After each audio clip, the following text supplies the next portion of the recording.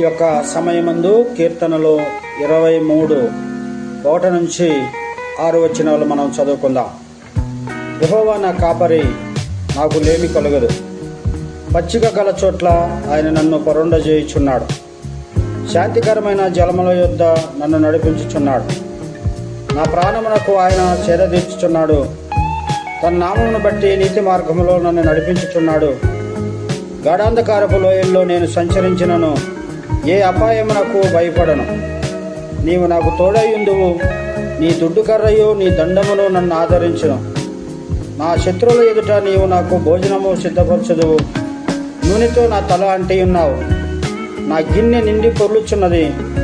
నేను బ్రతుకు దినములన్నయు కృపాక్షేమములే నా వెంట వచ్చును. చిరకాలము యెహోవా మందిరములో నేను నివాసము చేసేదను.